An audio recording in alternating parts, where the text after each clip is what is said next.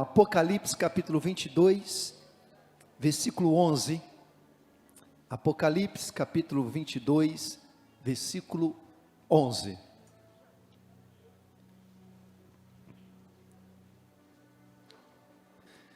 Esta palavra, eu estava olhando na minha agenda, essa palavra foi ministrada há um ano atrás. Todo ano o Senhor quer que eu ministre essa palavra. Continue o injusto fazendo injustiça. Continue o imundo ainda sendo imundo. O justo continue na prática da justiça. E o santo continue a santificar-se. A Bíblia, em Apocalipse, no capítulo 3, no versículo 15, olha o que diz o texto, Apocalipse 3,15. Conheço as tuas obras, que nem és frio, nem quente. Quem dera fosses frio ou quente.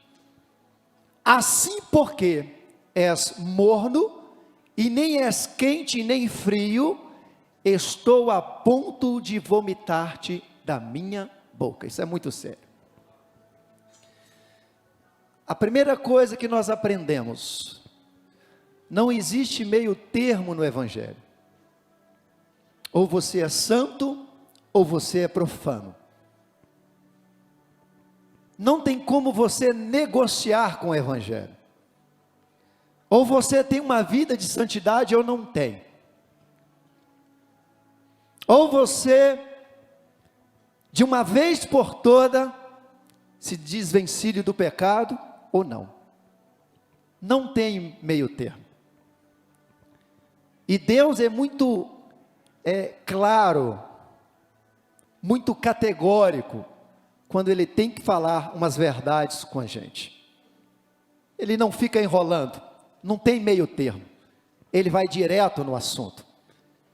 E se a Bíblia diz que sem santidade ninguém verá a Deus, a Bíblia não é uma mentira, a Bíblia é verdade.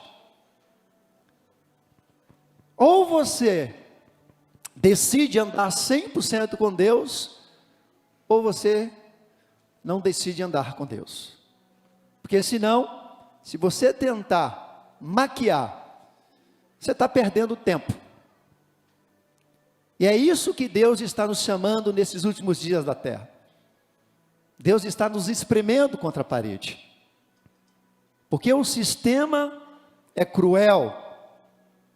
O sistema tem nos tentado o tempo todo. É a luta da carne contra o espírito. A Bíblia diz que a carne e o espírito militam um com o outro. Eles não são amigos, eles são adversários. Ou você deixa a carne governar, ou deixa o espírito governar. Mas de uma coisa eu preciso te dizer: o governo da carne vai te levar para o inferno, mas o governo do espírito vai te levar para o céu. Então você decide em quem ser governado. É lógico que ser governado pelo Espírito, você vai ter que abrir mão de muitas coisas. É muita renúncia. Ser dominado pela carne é muito mais fácil. O pecado é muito mais fácil. E eu quero falar hoje de um tema, e eu gostaria que você abrisse o seu coração. Poxa, o pastor vai falar disso, mas eu preciso falar. Inclusive o pastor que pregou no culto anterior, foi uma palavra muito forte, o bispo Jardel, e ele falou algo muito interessante. Para que você possa compreender, você tem que ouvir. E para que você possa viver, você tem que compreender.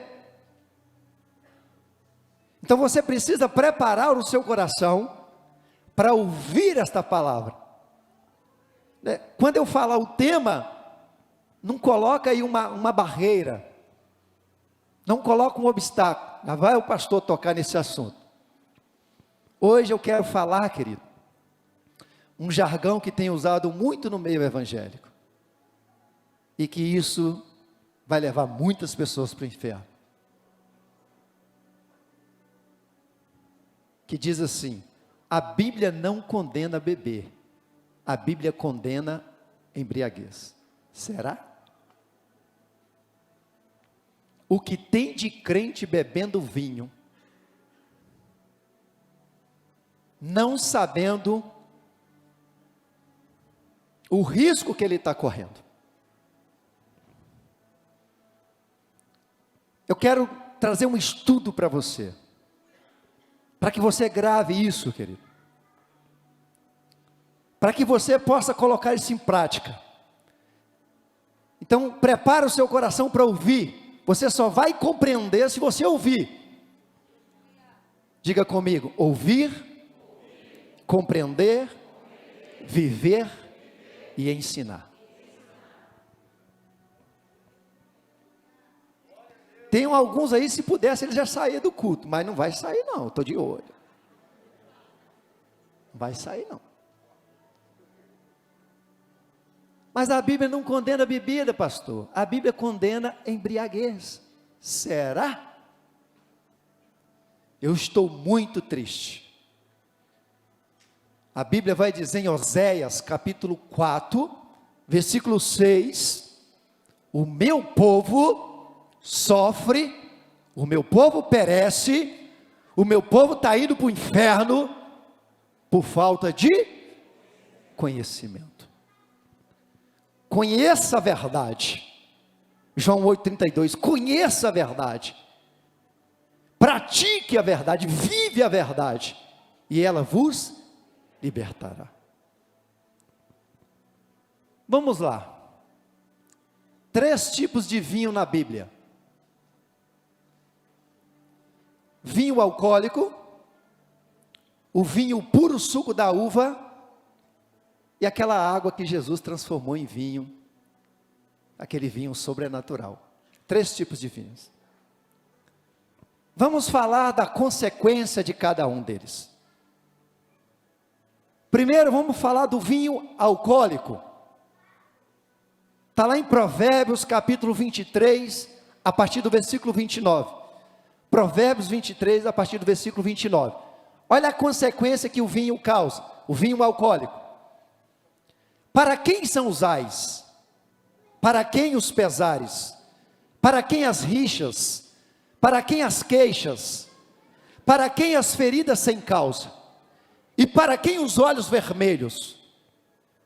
Para os que se demoram em beber vinho, para os que andam buscando bebida misturada. Não olhes para o vinho quando se mostra vermelho, quando resplandece no copo e se escoa suavemente, pois ao cabo, meu Deus, isso é muito sério, morderá como a cobra e picará como o basilisco. Olha só, os teus olhos verão coisas esquisitas, e o teu coração falará o quê? Perversidade. A Bíblia está dizendo que o vinho alcoólico, ele morderá como uma serpente. E a serpente ilustra quem? O diabo, a figura do diabo. E a Bíblia vai dizer que a consequência desse vinho, você verá o quê? Perversidades. Olha o que é que diz Provérbios capítulo 20, no versículo 1. Provérbios 20, versículo 1. A Bíblia vai dizer que o vinho é escarnecedor, e a bebida forte alvoroçadora. Todo aquele que por eles é vencido não é sábio. A Bíblia está dizendo que o vinho alcoólico, ele é o que? Um escarnecedor. E a Bíblia fala para você não sentar à roda dos escarnecedores. E a Bíblia vai dizer que aquele que se inclina para o vinho não é sábio. Agora eu vou mostrar para vocês o vinho que é autorizado pela Bíblia. Primeira coisa, nós temos que entender o seguinte: vinho no grego é oinos, oinos, e na tradução não classifica se é alcoólico ou é o puro suco da uva, mas quem interpreta é o Espírito Santo. É o Espírito Santo que vai discernir. Aqui nós podemos discernir com clareza. Provérbios 23, 29 a 33, fala do vinho alcoólico, que a Bíblia condena.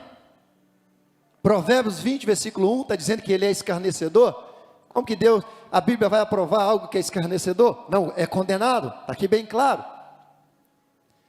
Agora, vamos falar do vinho puro suco da uva. Assim diz a palavra, Isaías 65, 8. Coloca nessa tradução.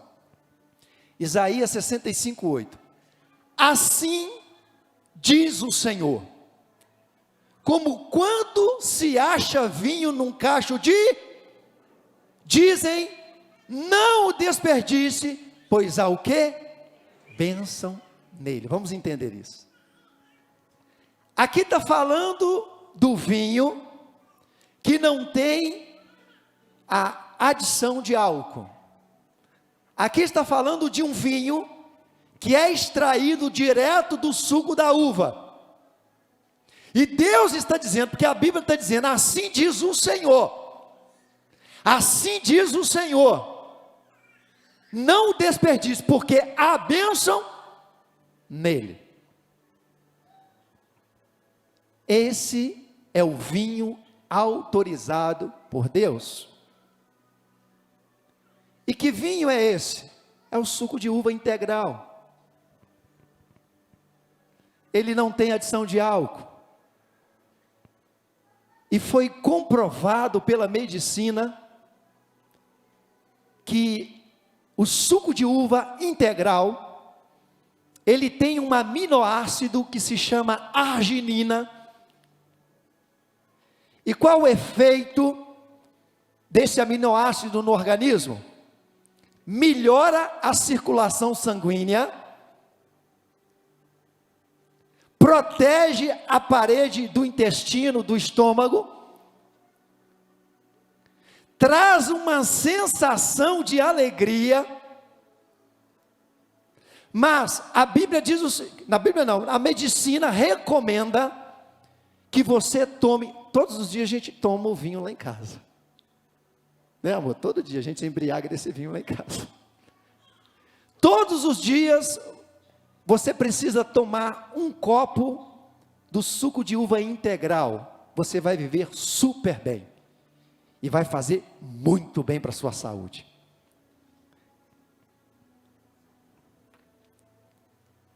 Por isso que porque ele dá uma sensação de alegria. A circulação do sangue no coração. Por isso que Davi, olha só, as pessoas vão pegar texto fora de contexto. Davi, Salmo 104, no versículo 15, Davi vai dizer, o vinho alegra o coração do homem. Quem disse que ele está falando de vinho alcoólico? Porque em Israel, fazia parte da cultura. Todas as pessoas tomavam por dia ali um copinho, porque era muito bom para a saúde. Agora eu quero mostrar para vocês alguns versículos que são usados pelos heréticos, né, para confundir, que não tem a verdadeira revelação. E por isso eu usei Oséias 4:6, o meu povo está sendo destruído por falta de conhecimento. Cuidado com o que você ouve, com quem você ouve. Cuidado por quem você está sendo ensinado, querido. Porque o mundo é assim. Eu me adapto numa igreja que eles vão compactuar com o meu pecado, não vão me julgar. Se eu posso continuar tomando meu vinhozinho, essa igreja serve para mim. E está dizendo que eu vou ser salvo? Tudo é um prato cheio. Um versículo que eles usam muito, o apóstolo Paulo orientando a Timóteo. 1 Timóteo 5:23. Olha a orientação do apóstolo Paulo a Timóteo. Não continues a beber somente água, Timóteo. Usa um pouco de vinho, por causa do teu estômago e das tuas frequentes enfermidades. Vamos entender, querido. Vamos entender o momento, né, a região que Timóteo morava. Quando eu fui buscar sobre isso, ali naquela região, naquele local onde Timóteo estava, a água era muito escassa. E além de ser escassa a água, o pouco de água que tinha era contaminada. E todo o povo que bebia daquela água sofria de dores estomacais. O que o apóstolo Paulo vai dizer para Timóteo? Meu filho, não beba somente água, mas usa um pouco de vinho. Ele está falando como algo medicinal. E quem diz que é vinho alcoólico? É o suco de uva. O próprio apóstolo Paulo já tinha essa revelação. A cultura da época, ele sabia que o suco de uva fazia muito bem, curava as enfermidades. Agora, como que o apóstolo Paulo estaria fazendo apologia do vinho, se o próprio apóstolo Paulo, Efésios 5:18, ele vai dizer o quê? Não vos embriagueis com, esse aí é o alcoólico que ele está falando, não vos embriagueis com, no qual há o quê? Dissolução. Ele mesmo disse na tradução que é escarnecedor, mas enchei-vos do Espírito Santo. É o apóstolo Paulo. Como ele poderia estar fazendo apologia do vinho, dizendo para Timóteo beber esse vinho, se o próprio apóstolo Paulo, em Efésios 5:18, ele está condenando isso? Um outro texto que é muito usado, Provérbios capítulo 31, quem escreveu esse Provérbios? Foi a mãe do rei Lemuel, foi ela que escreveu esse provérbio. E olha o que ela vai dizer no versículo 6 e 7, de Provérbios 31, 6 e 7, olha o que ela vai dizer, esta mulher: dai bebida forte aos que perecem, e vinho aos amargurados de,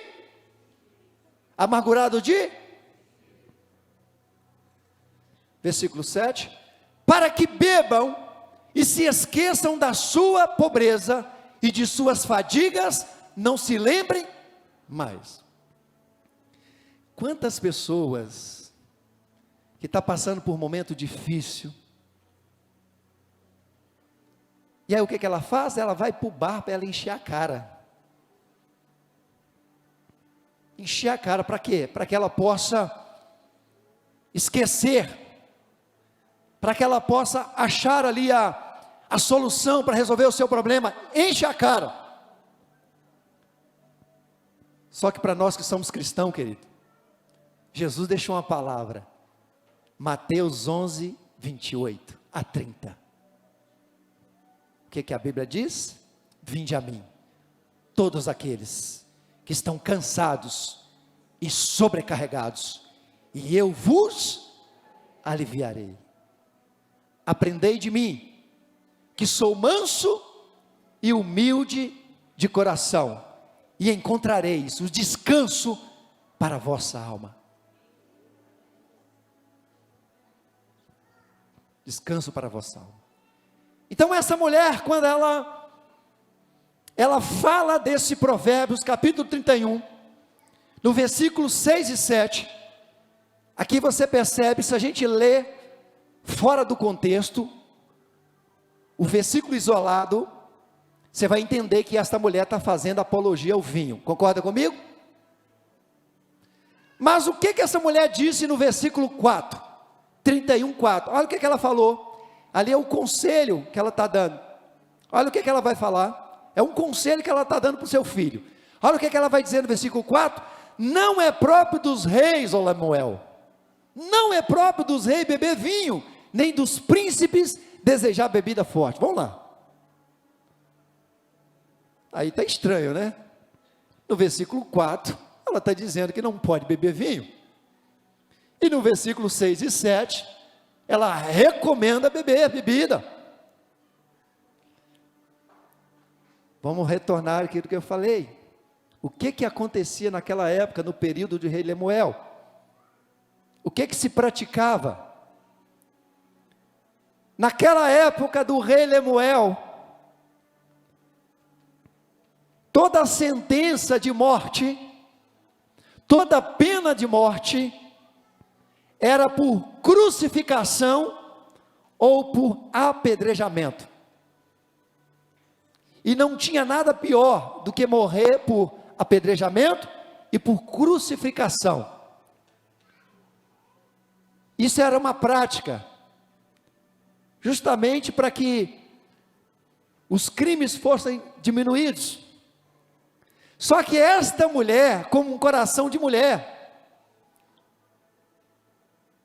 a mulher é mais sensível a isso. A mulher é mais sensível à dor. Isso é da mulher, querido. Ela simplesmente está falando para o filho o seguinte: meu filho, já que já está condenado, não tem como reverter, não tem como revogar, permita, meu filho, que as pessoas deem bebida para eles, bebida forte, vinho, pelo menos eles vão esquecer a dor, vai estar anestesiado, e não vai ver, não vai ter tanto sofrimento. É por isso que ela deu essa direção. Por isso que nós temos que buscar a interpretação correta, querido. Ela não está fazendo apologia ao vinho. Ela deixou bem claro, no versículo 4, meu filho, não é bom que tome vinho. Agora vamos lá. Contra fatos não tem argumento, querido. Vamos ver o que a bebida causou na Bíblia. Por momento que o cara se embriagou, lembra do rei Assuero? Foi no momento que ele se embriagou, que veio uma vergonha sobre a vida dele. Mandou chamar Vasti, ela não veio. O momento que Herodes vacilou, que ele pediu para cortar a cabeça do João Batista, é no momento que ele estava cheio de cachaça, de bebida. O momento que Davi, querido, estava conspirando com seu próprio soldado, a Bíblia diz que ele estava tomando vinho com ele, se embriagando com ele. Então, contra fatos não tem argumento. Não tem argumento. E o pessoal usa muito também, dizendo que Jesus tomava vinho. Não, Jesus tomava vinho. Aí fala do vinho de Caná da Galileia. João capítulo 2, quando Jesus transforma a água em vinho, Jesus deu vinho para o povo tomar. E olha o que diz, olha que coisa interessante. Abacuque 2,15 vai dizer o seguinte, Abacuque 2,15, diz assim, ai daquele que der de beber ao seu companheiro. Se Jesus fosse o Messias, se Jesus não fosse o Messias, na verdade, ele estaria indo contra esta palavra. Abacuque 2,15. Se Jesus tivesse, na verdade, dado bebida forte, ou vinho alcoólico, para aquele povo, Jesus estaria indo contra esta palavra, Abacuque 2,15, e aí ele não seria o Messias. Agora, onde você quer entrar, pastor? Eu não bebo vinho, mas eu tenho um vinhozinho lá em casa. Quando chega o meu chefe, quando chegam os meus parentes, eu tenho que servir um vinhozinho para eles. Aí você se encaixa em Abacuque 2,15. E deixa eu falar algo para você. Toda vez que Deus falou, ai, sai de baixo porque vem bomba. Ai de ti, Corazim. Ai de ti, Cafarnaum. Ai de ti, Betsaida. Toda vez que Deus fala, ai, o chumbo é grosso. E na bebida, Deus diz, ai daqueles que der de beber ao seu companheiro. Você não bebe, mas está dando para beber. Deixa eu te fazer uma pergunta. Quando o usuário e o traficante são pegos pela polícia, o crime é maior, a pena é maior, para o usuário ou para o traficante? Responde. E o traficante nem usa. Mas o usuário tem a pena menor. Então, querido, o crime vai ser muito maior para você que não bebe e que está dando para outro beber.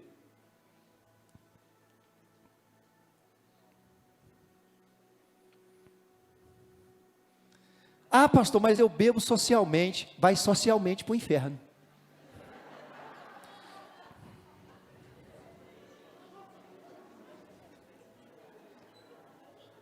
Socialmente. Vai socialmente para o inferno.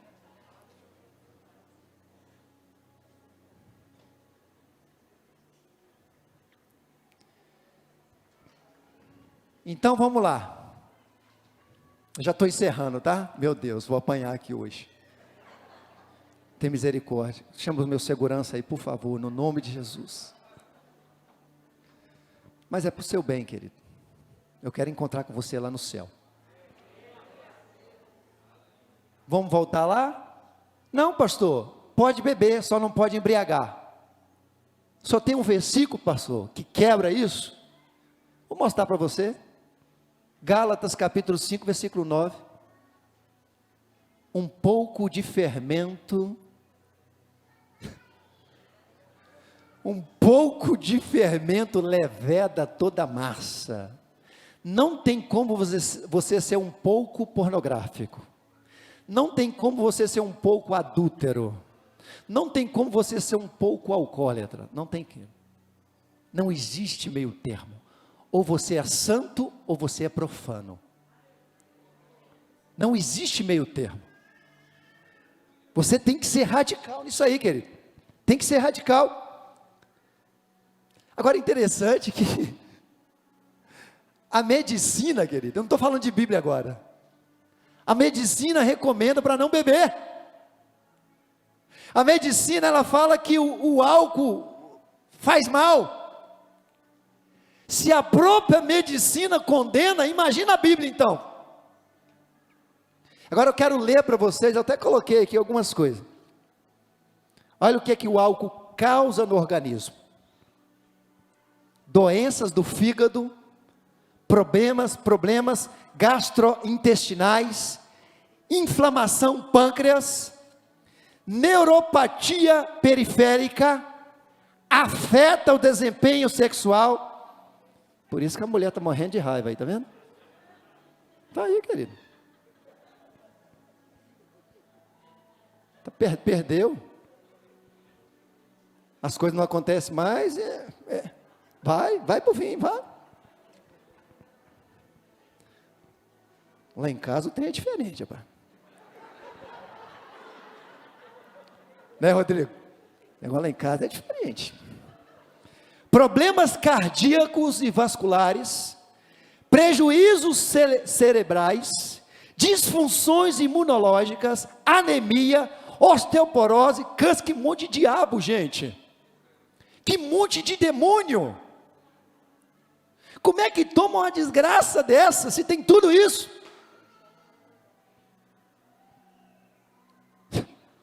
Como é que você joga um negócio para dentro que vai te fazer mal? Agora, engraçado, que interessante que a palavra, eu vim 4 semanas pregando sobre o Espírito Santo, e no final eu falei que nós somos o templo do Espírito Santo, e agora essa palavra vem justamente falar assim, o Espírito Santo só vai habitar, querido, se não tiver nada nesse espaço aí que venha contaminar. 2 corpos não ocupam o mesmo espaço, ou você é cheio do Espírito Santo, ou você é cheio do vinho, querido.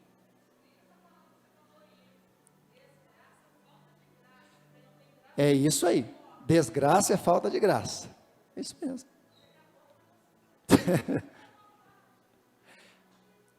Agora vamos lá, já estou encerrando. É tão sério, querido, é o que eu falei, contra fatos não tem argumentos.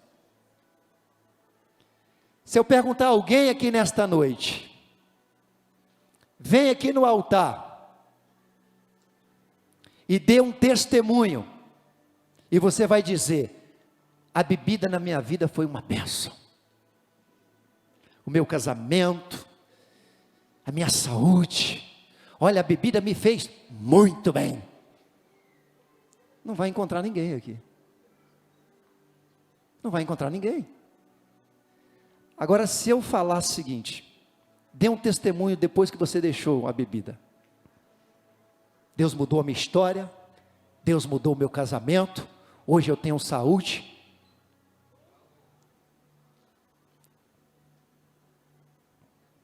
Então deixa eu dizer algo para você, querido. Talvez eu possa até estar errado. Pastor, eu acho que o senhor está exagerando. O senhor está radicalizando. Mas de repente eu esteja errado. Mas vamos às 2 opções, de beber e não beber. Se você chegar lá no céu, você não vai chegar no céu, né? Na porta lá para ver se o seu nome está lá diante do trono. Se você não bebe e chegar lá e poder beber, você não perdeu nada, você ganhou, você vai entrar. Mas se você chegar lá e não puder beber, você está lascado, você vai para baixo, vai para o inferno. Então é melhor ficar com a opção de não beber, não correr o risco. Amém? É melhor ficar com a opção de não beber. Ah, pastor, mas um fala, outro fala, outro fala. Fica com a opção de não beber, que aí você não vai errar. Quero convidar você a ficar de pé.